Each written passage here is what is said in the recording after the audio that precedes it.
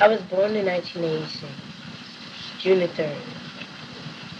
I was a very bright baby, and I was like a Chinese baby, actually. But now that I'm 11 years old in the 6th grade, about to turn 12, on October the 2nd, 1997, this is the day, not my birthday. But anyway, this is Mika Jameson. I'm talking to you, and I just want to sing you a lovely song that's going to be kind of nice, I hope. And I hope you enjoy it. My mom, Duffy Jameson, cousin, child Hooper, godmother, sister of Red Spearman, and about to have like a kind of family man, Mr. Hooper, because his loves get married on March the 7th, 1998. But anyway, my sister Daphne Jameson. I want to dedicate this song to you and to them. And to everyone that's going to be listening. So, just listen.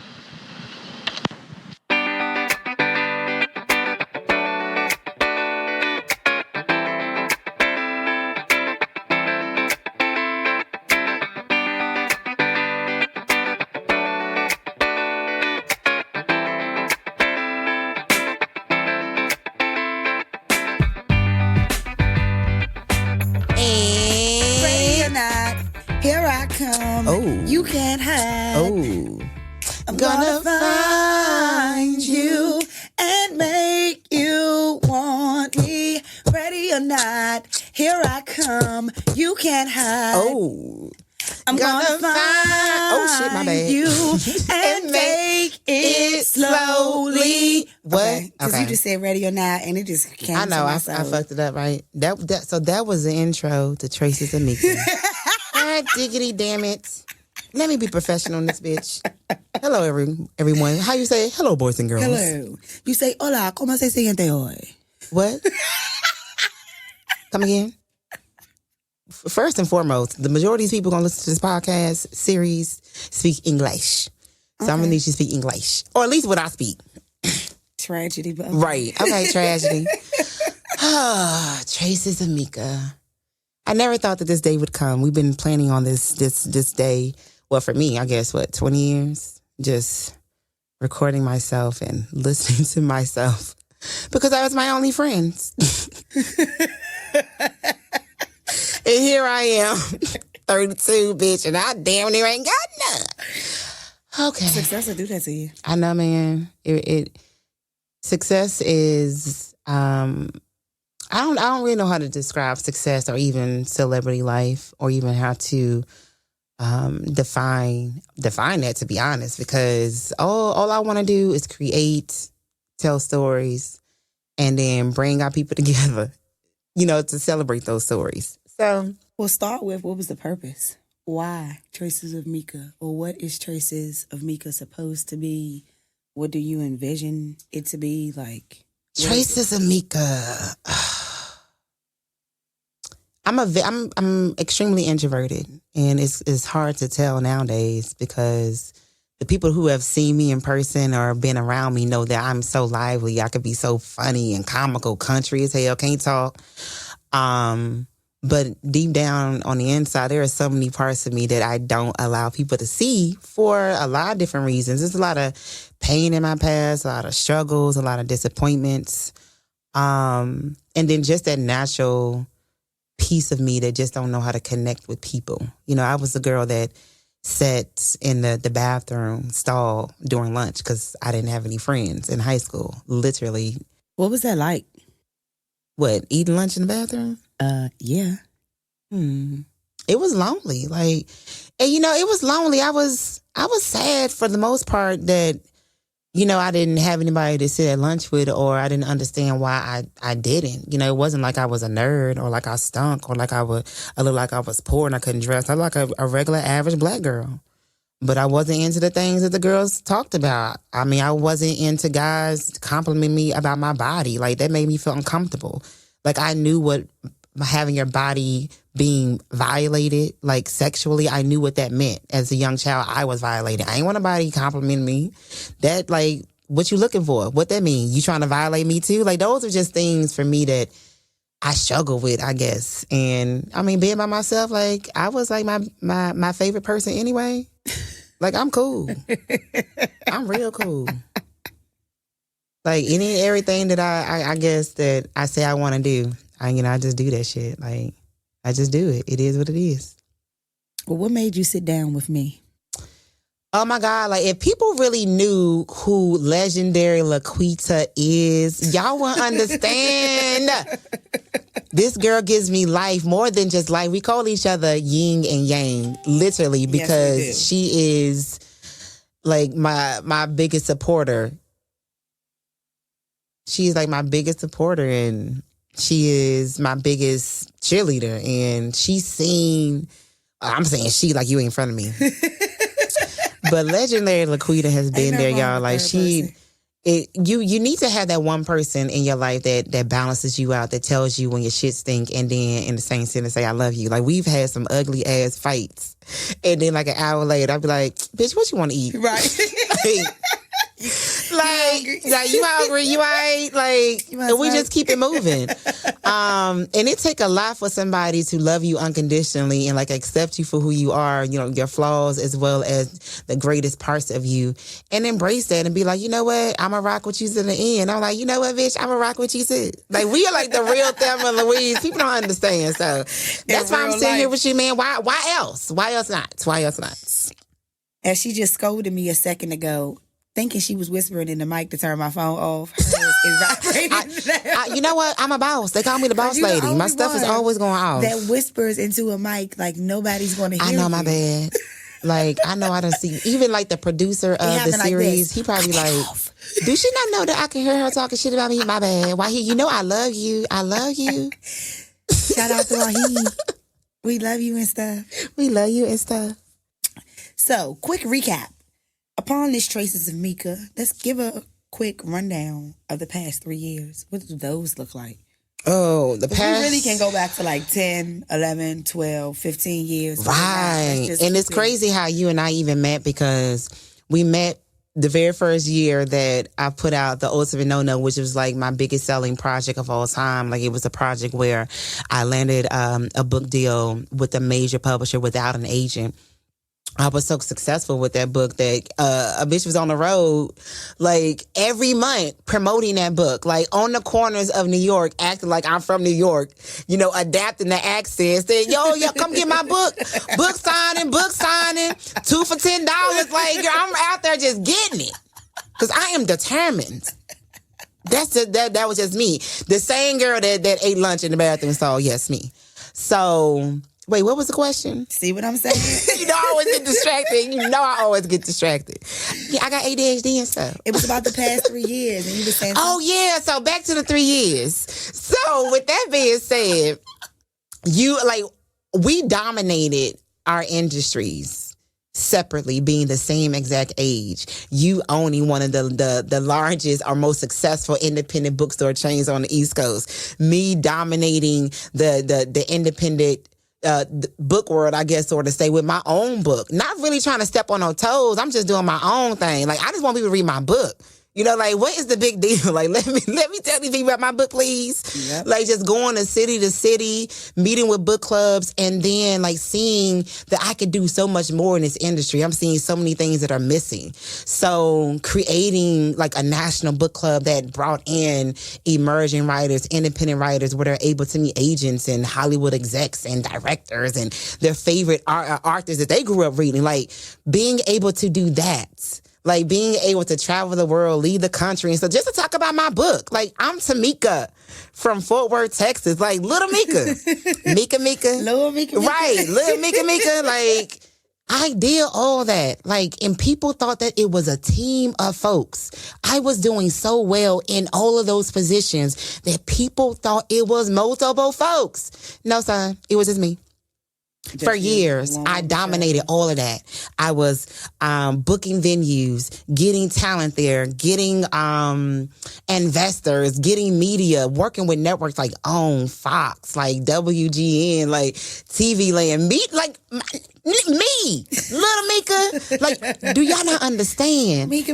Like, Mika, like being my own manager, my own agent, my own publicist. People really thinking that me got a whole group of folks. And I didn't understand even then that I was really supposed to. I'm just doing it because I just knew how to. Having fun with that. And then it came a time where you and I crossed paths. We like, I don't know, 7 years into this game. Right. Like you and transitioning out of the independent bookstore chain. I'm trying to transition into being more of a philanthropist, launching brands like Black Writers Weekend, the ABC Literary Awards, working with legends like Nikki Giovanni and networks like BET. Like I'm adapting and growing. And I'm seeing you and I'm saying, you know what? So I'm starting to do so much. I can't continue to act like an octopus. You know, I can't keep doing all this shit by myself. What you doing? You want to come work with me? That's literally how it works. It really was. Real talk. Like, come on, man, I am exhausted. Like, these people think that I got like an army behind me. And granted, I had people helping me here and there, but no one was ever consistent, especially once they got on the inside and saw how much work it took. Right. They weren't consistent in that position. And they would come and go. And, you know, and me trying to keep a lot of these things going, because a lot of these things I created, like Black Writers Weekend and the ABC Awards, wasn't necessarily meant for me. Like, this ain't for me. Like, I could be going on doing some other stuff. Mika had her own real dreams. So creating these platforms, I just wanted something bigger and better for us. Like, I'm a writer and I want to be on TV. I'm a writer. I want to be on the magazine covers. So let me create that too, because I kind of have an idea how to do it. I've seen people try to attempt to do it in the past. I see another way that we can go about this. It always looks very independent, very poor. I mean, not to knock on anybody else's attempt to to try to gather. Specific, but if it looks independent and poor, it looks independent and poor. And the reason why, like, even for me, like some of the things that I've even attempted to do, just like with the awards, the venue costing up into $13,000 just for the venue, just for the venue, $13,000. Never been done. Like that has never been done in this industry and this demographic. The things I was trying to do and attempt, am doing. So it takes a lot of work. And so me and you connected. Pause you. Like, we gotta go back. What? You didn't attempt to pull off the epicenter. We did that. Like, that shit got done.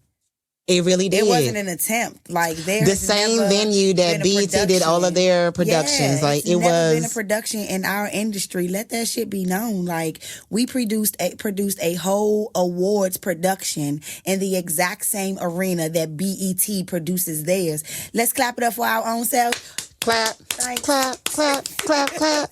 Y'all don't gotta clap. We will clap for ourselves. I will clap for you. You ain't gotta wait for them to clap for you. I mean, the thing about it, I mean, it wasn't even that for me trying to get the claps, because y'all know I hate that type of glory. Like, my immediate team, as it really grew and people began to come on into the network, they really saw that I did not like that position. I really saw that there was an opening for us to be celebrated on a different scale. And wasn't nobody really doing it on a scale where it can really be seen. But it was eating at me. I don't like it. Like, I'm sitting here telling you, I'm little Mika that ate lunch in the bathroom by herself. I don't want to do this shit. I don't really enjoy putting myself out there to talk to people like I'm a Michelle Obama. I don't want to be that. I don't want to be that type of individual where I have to speak up for a whole entire group of people, or I have to represent a whole entire group of people. I just want us to have a place where our stories are heard and y'all can get y'all shit seen and all of that. That's basically the gist of the work in itself. Does that make sense? Yeah. Does it sum up all of the past 3 years, everything? Nah, because a lot of the past 3 years, personally, business-wise, as it grew and the team grew and you came on and a new wave, a new chapter opened. And that's when I realized there were some things that I still want to do. Mm-hmm. Like, Mika still hasn't fully blossomed in the way that she wanted to since moving to Atlanta, the city that she said she was coming to at the age of 12. I've had my own dreams and aspirations. Like, you not she. Is it another little person? It is. You see her every day too. Like, she'll come out and stuff. Like, she'll crack her jokes. You know what? You know what I mean. Stop playing. Little Mika inside of me and stuff. The inner her. Okay, LMA. You know what?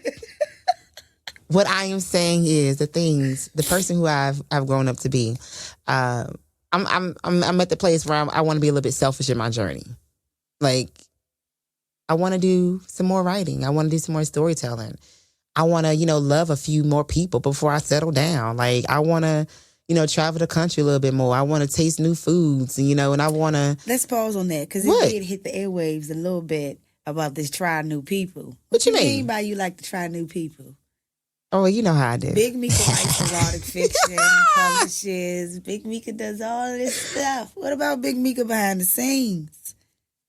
Mika behind the scenes is, well, you know, I'm a very free person when it comes to love and expression. And even when it comes to my sexual partners, like I really have no preference when it comes to the men that I love and that I date. And I love love. Like, I love connecting. Mm-hmm. I love dating. I love expressing myself with someone sexually. I think that is beautiful. I think that expressing sex with someone that you really vibing and kicking it with and y'all like each other, why not? Why not? You know, I don't Slide down that pole, bitch, and enjoy yourself. Let him know how much you like him, how much you enjoy his company. You know, then y'all eat something, smoke a little something, you know, and then go about your day. Right, have a little drink. It's enjoyable. It's fun. I've been single for a while now. Like, I tried the love thing. Like, I tried it. I really did. People know that I don't like titles. I don't like telling somebody I'm going to be their girlfriend. I don't like meeting people's families and stuff. But I did it. I did it in real life. I gave it my all, and I don't think that I'm a horrible girlfriend, but I think that I in that time I had some learning to do. Like, that was my first attempt at really trying to be somebody's girlfriend, which is crazy because I've been somebody's wife before. That's all, right. But that's a whole other conversation. Y'all got to go to the podcast, right, to really hear that part. Like, you got to keep listening. Man, the past 3 years, first and foremost, a female, whatever the fuck you want to call me, has been working on being happy. I have been working on being happy, period. And that did not include my children. That did not include a love of my life. That did not include a best friend. That did not include a sister. That did not include my godmother, my cousins, my aunts, my uncles, anybody else. It included me. These past 3 years, I've been working on trying to get to know me and what I like. You know, doing the things I like to do, like getting myself together, going to therapy every week, getting my mental together, like owning up to the fact that I got some past pains that have altered my reality, like understanding how I communicate, like realizing who I am as an individual and owning that shit and being like, you know what? Yeah, I was that chick that ate lunch in the bathroom by herself. I was that chick that ended up having a baby at 16. Yeah, I was her. You know what else I did? I made my dreams come true. I published my book. I went around the fucking world. I landed book deals, and I landed book deals for other individuals. I put other people on. I not only did I journey up to the top, I took other people with me. That you'll never get credit for. That I would never get credit for. And honestly, it ain't never really about credit because life should be about paying it forward anyway. We always be helping each other anyway. What does my success have to do with your success? What does my lack of have to do with yours? None. But most people that have nothing but time on their hands, they have nothing to do other than focus on somebody else's success or lack thereof. It's just a part of the game. It's sad. I think that it's sad as an individual, not as an individual, but as a nation, or just with the social media and how the culture climate is, that people forget about real life. And people forget that in real life, not only will your mouth get you fucked up in real life, but there are consequences to the energy and things that you put out. Don't get it twisted. The universe, social media, like the social universe, that's not real. At all. When you step into the real world, when you step into the real world, the energy that you exude comes back to you. Yeah. I only want to exude love, support, you know, some good times. When I'm feeling you and I'm liking you, I want you to send those same vibes to me and let's do what it do. Like, let's have fun. Like I seen the end. I seen how this shit end. I ain't about to go back and forth with these folks when there's nothing really to go back and forth over. Do you not know a bitch gonna be dead soon anyway? Do you know not that our days are numbered? I'm about to go have fun. I'm about to go make money. Like, I'm about to just go be a good person and do me. Continue the way you started. So with Traces of Mika, the past 3 years have been about getting back to happy, understanding who I am, owning that, loving my children more, understanding my past, accepting the people that I have lost and loved, accepting the mistreatment, accepting my flaws, like owning up to my own shit and like stepping into my own light and being like, you know what, this is me. This Mika, this little Mika. I'm out here dreaming out loud in Atlanta. Like real talk. Like that's what Trace and Mika is. What can people expect in some of the upcoming episodes? Well, they can expect conversations with my daughter, more conversations with you. One of my mentors, I have a conversation with her. I talk about my love life and my sexual life, like the things I like to do, you know, more than just inside of my erotic books. Because in my erotic books, I get very detailed. I'm very detailed with, you know, in that world. So I tap into that a little bit more. And then I talk about relationships and goals and ambitions. And I bring in friends and people that are close to me to give me their insight. You know, we just chop it up. We have fun. Sometimes we in here drinking. Sometimes we just finish smoking. Like, we just want to kick back and laugh and shit. Like, This is going to be a journey within, I guess, my way of thinking and where I came from and where I'm trying to go and trying to get people to understand that I'm human too. Like, I did it. Like, I actually intentionally made my dreams come true. I actually intentionally loved people. I felt the pain. I embraced the pain, and I moved forward. I made it through a lot of different shit, and they can too. Like, we ain't no different. We are no different from them. So, Traces and Mika, it's gonna be tight, y'all. It's gonna be tight. You know what? They gonna judge me though. They definitely gonna judge me, and that's fine. I'm ready. I'm ready for the judgment. Hey, y'all. Enjoy the show. Ready for the judgment. I'm ready for the release. Invite only. Invite only. Okay. Let's take it all the way back to Delphine. When Delphine first started, I remember one of your biggest authors because she came to my store. She did signings there. You had her going all over the place. Mm-hmm. We're just going to call it a gravy train for a second. All right. Because it was at the beginning of when the gravy was rolling in at Delphine.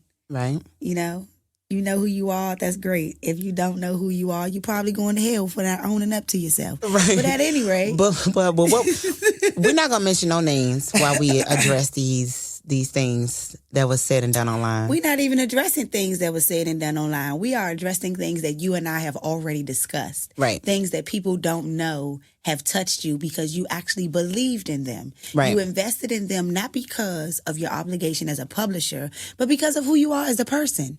If they had something that benefited you and you had something that benefited them, I can remember years ago, you on tour because it worked. Right. It worked. It generated the sales that needed to be generated. The mutual energy was there. So you guys traveled together and made money. It made money. And then what happened? When we started making money together, the checks was like nice, real nice. Just her cut.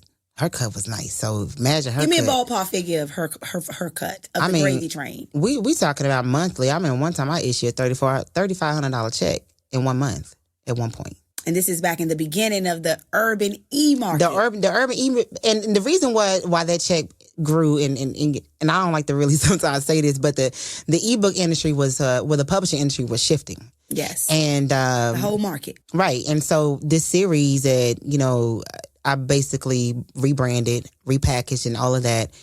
I need to figure out a way to get it moving. So ebooks was fresh and new on Kindle at that point. I said, man, let me just make this 99 cents and see if it push. Had it ever been done before? Nah. And if it had, I hadn't seen it. And what's interesting is when I have done things, I hadn't seen it before. Now, granted, I don't be inventing things, but I don't be seeing it either. Like, it comes from my own headspace. Mm-hmm. So with doing that book and that series skyrocketed to like number 1, and we did huge numbers. Like, I was proud of the work that we did, or not necessarily we, but I was proud of the work that myself and a few individuals did that time to push that series to the top. And we was making money. We was making a lot of money, and she saw that her cut was pretty nice, and she wanted to see if she could do it on her own.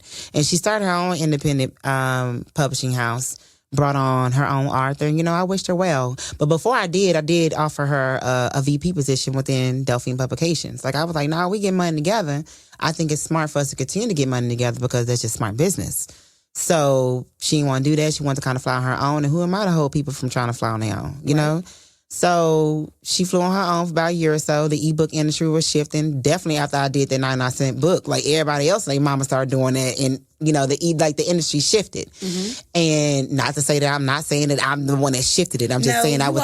Yo ass, you know what? We used to have that argument. I know, man. I was the physical retailer, and you were a self-publisher. So the entire industry at that time was calling still, sending their books to submit them to the store, somebody to read it, to get on the shelf. Right. They were still calling, hey, I want to put my books on the shelf. Now, mind you, with self-publishing didn't come with a how-to. You didn't go to school to learn how to do it. It wasn't a college degree that you can get. So most times when self-publishers came into the industry, business was not a strong suit. They didn't understand the wholesale price, an invoice. Don't send me no fucking PayPal because I'm not sending my money via PayPal. Like, I made people do business to get into my store. But then the argument became, you are selling your book online for $1. Yep. And you want people to come in my store and pay $15. Yep. Wait a minute. Pause. Rewind. I got 5 locations. And I also was distributing at the time. And I also was paying for other self-publishers' print runs. You sure was. So you were doing a lot of stuff, man. So the one thing I understood was business and profit and bottom line. How can you try to sell me your book, even if the wholesale rate was 50%, $7.50, when I can just go download that shit off Amazon, get the whole PDF, and because I have relationships with printing companies, I could do what everybody else is out here doing in the industry right now and print your shit. Mm-hmm. Nah, I can't do that. I can't. And it was a hard decision, you remember, because I was publishing as well. Yep. So as a publisher, you led the publishing industry on the urban book side down that line because the readers never wanted to pay more than 99¢. This is true. And granted, it was good business for a publisher, but not good business for bookstores. No.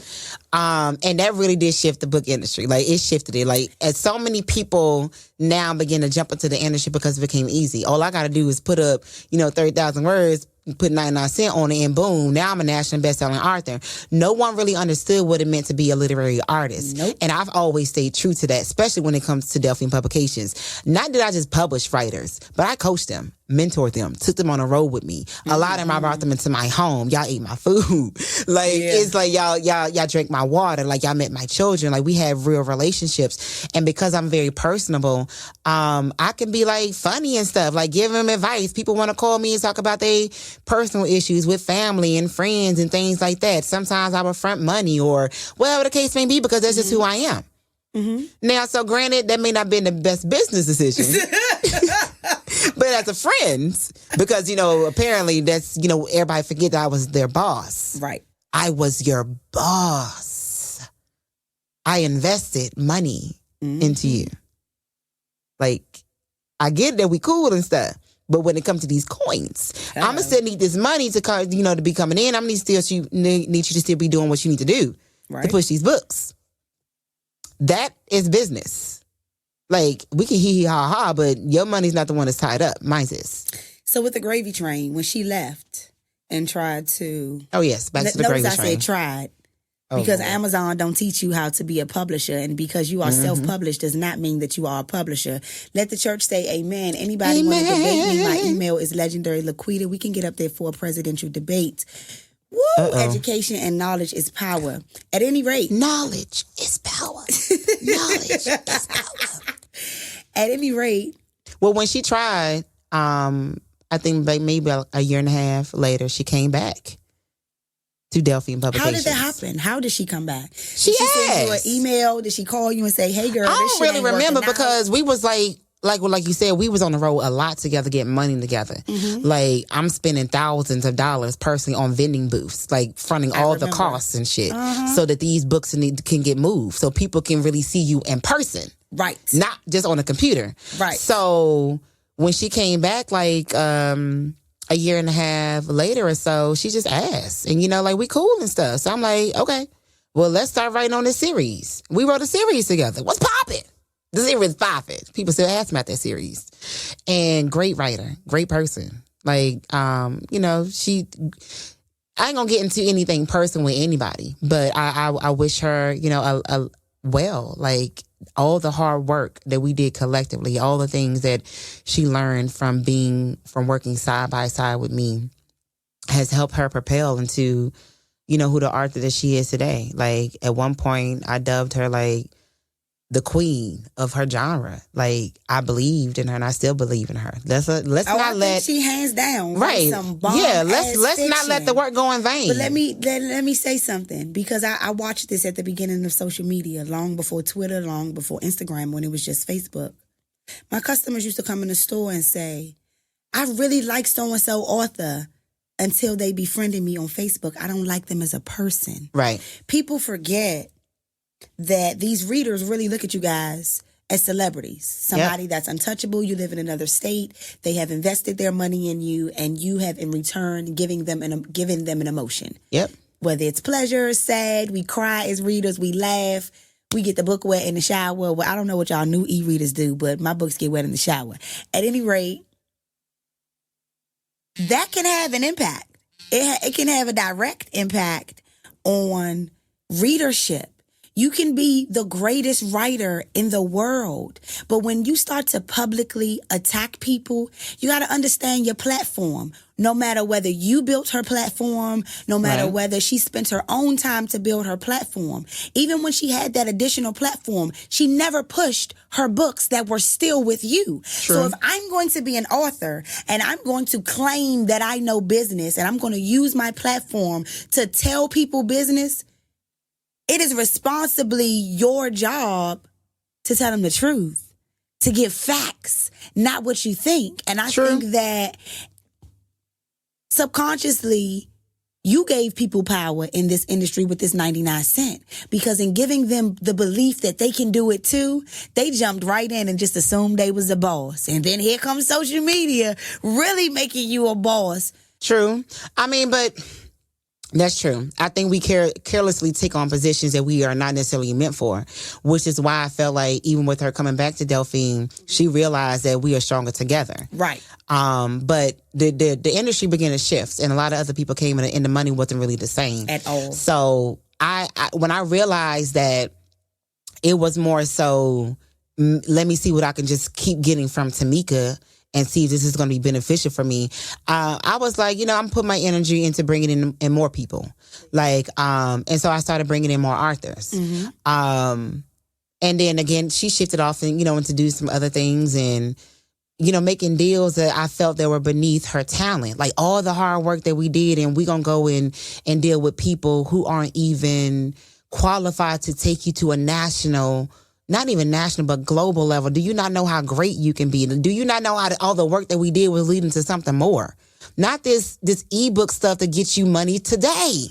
So with that being said, I ain't had nothing to say. I don't never have nothing personal to say when it comes to business.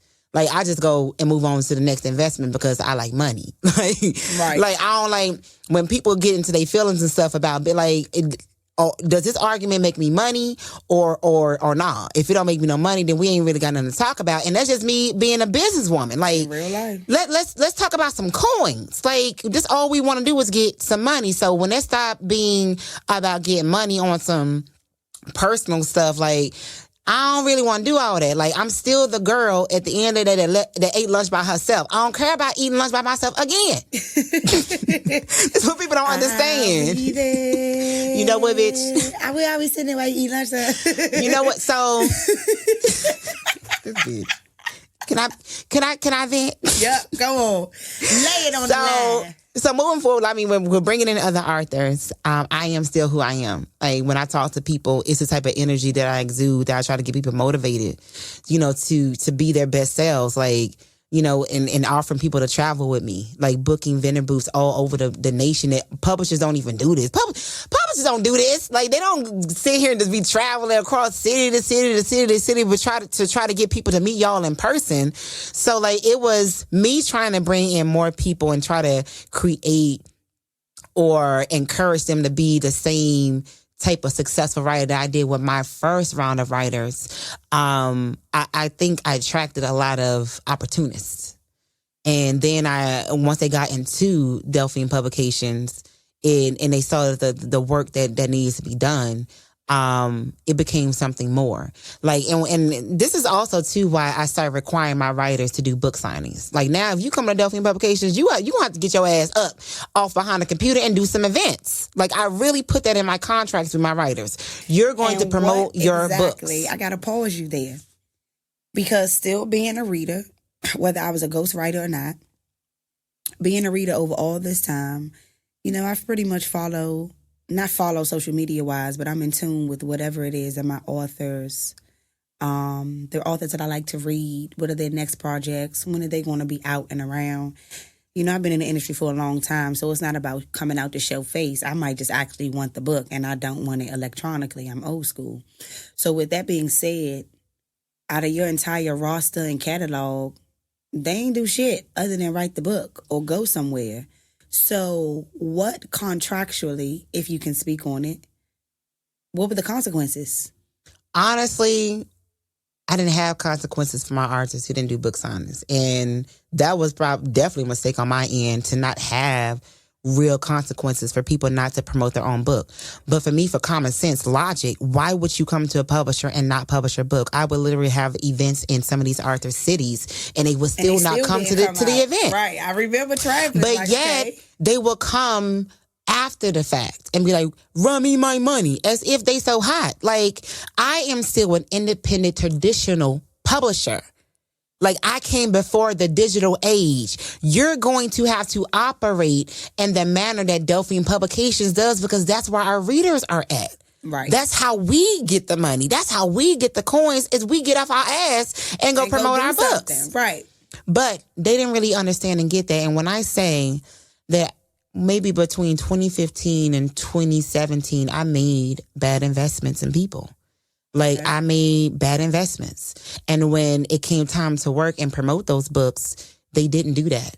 And I began to see no return on my money. No return. And then I began to see people who were so friendly and so hee-hee-ha-ha in the beginning begin to become distant and cruel and accusatory, because I'm supposed to be doing this and doing that. I'm taking your money. I know I'm making $1,000. Really?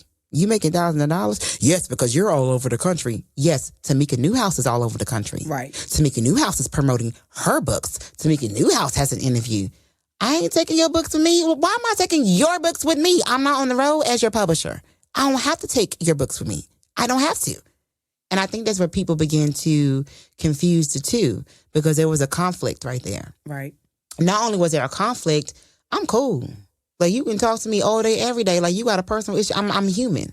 So I get it. Like I said, I've seen the worst. I've seen the end of the end. I have compassion. So what's going on with you? What you got going on?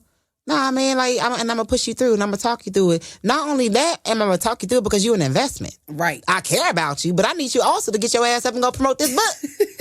Please. Pretty please. And thanks. God damn. But honestly, man, that really didn't happen with a lot of writers around that time. And Delphine Publications in itself began to not profit a lot. I went from a high 6-figure company, what Delphine Publications did, to making well under maybe 70,000, and then it got lower and lower and lower and lower. And remind you, my own books made me money. I'm popping. Like, let's not forget that Tamika Newhouse is a brand in herself, and I don't just get money from my books. Like, I work with important people. Hello, like we really process this. When I get money, I have multiple streams of income. Like, I've taught myself that a long time ago to do that.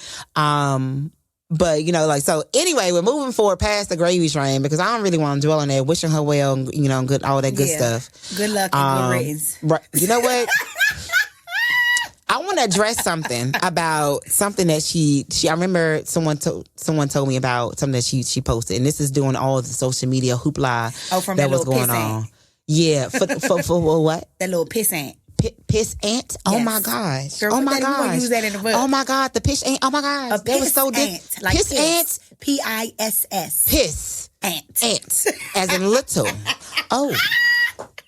Wow. Okay, so you caught it. Okay, I caught it. Yeah, so there was a lot of drama going on social media from a royalty dispute between an author. A fatal attraction. Oh my God! Talk about it. Ugh. Ain't no damn royalty dispute. That's I love you. Why don't you love me?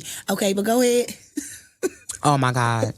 and it's isn't in a way where it really was like on a really friendship family connection. To be betrayed by somebody who was your real friend, somebody who, that you were close to, that you thought was your real friend, what I thought was my real friend. Like I'm impressionable because again, I'm the girl that ate lunch by herself. I don't know how to make friends.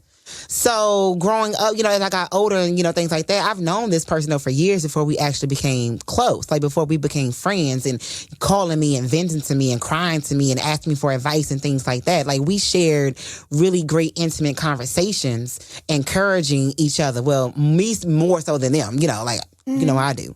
So when it came to that violation that he did of me online, it created a moment for other people who had issues with me to also say something, whether it was false, fabricated, truth, right, or thought. Like, we're going to wait a decade to say something on, on supposed things that was extremely fabricated. Like, it's so many things that was said where I was like, wow, like, what actually do I address besides the fact that I'm about to go to this next event and get this money? And get this money. And get this money. Like, but she said something about, or someone said something about, my love life and my sexual life as if it's anybody's business. Like, I don't care if me and Santa Claus was fucking around and I knew the presents that y'all was getting under the tree every year. Like, what does that have to do with my work? that I do to create these experiences and talk about these books and these and just y'all don't understand how amazing it is to have so many published Black writers. Like, our history alone is so sad and tormented and we weren't able to read and write back then. Like, our true blood and our true bloodline went through so much shit where we couldn't even create our own stories and celebrate and utilize our own culture. Right. But now, all these years later, we're able to do that. And we're able to tell our stories the way that we want to. And can't nobody say shit about that. That is really powerful. Like, I like the fact that we're able to do that. So let's have fun with that. Like, for me, that's more important. That's more important than who Tamika knew how to slept with. Who cares? I think that becomes a topic of conversation because there's no more other professional information to fabricate. And the only people that are going to sit and entertain any type of foolishness is broke people. Like, it just is what it is. Because people that broke people have ambitions, people that are trying to get to the money, they're fucking busy. They busy. I don't know and don't give a shit what was said. And we got through that shit without you knowing half of what was said. I know. You know why? Because, bitch, we was booked. I really was. We didn't even fucking have time to keep checking. I was on the plane. No goddamn Facebook. I was on the plane. No fucking petition. I was speaking at the YMCA. Son, you was gone one way to work, and I was gone another way to work. Events. Like, I was busy. I was really busy, too busy to really address some of the things or even look at the things that are being said. Like, wait, what? What's being said on Facebook? Oh, okay. Well, let me call you back after I'm finished with this speaking engagement. Exactly. Like, let's keep this 100. You can keep calling to say what was being said, but did you get it shut down? Right. No new friends. No new friends. And half the old friends gone too. Because you wasn't a friend. Don't DM and talk in secret. When you rock with something, you rock with it. Yeah. Cardi got a whole video out right now talking about raping a man. Yeah. Raping, drugging him. Why they robbing him and drugging him? And the body gang still came to her defense. Yeah. Nicki Minaj Brother went to jail for molesting a little child and she paid the bail. The Barbs was right there taking her defense. Where the fuck was all the Tamika Newhouse friends that were calling and in your DM? And where the fuck were the Tamika Newhouse fans that were calling in the DM? See, I think that the problem is the people that are not a part of the entrepreneurship world, they don't realize how many hats we wear. I know. You are Tamika Newhouse, the human being. You are Tamika Newhouse, the mama. You are Tamika Jameson, the individual. Yep. You are Tamika Newhouse, the CEO of Delphine Publications, and I can go on and on and on. Yeah. So, as far as the audience is concerned, as far as the ebook or the authors, whether they were under you or not, the bandwagon that came and jumped on the train, right? I would like to end by saying this: we going to show you how to get some money off of this bullshit while y'all played online for free. Have a nice day. Oh Lord, have a nice day. We need an exit song, son. Come on. Ooh, ooh. Someone said. Someone said. Oh, someone said.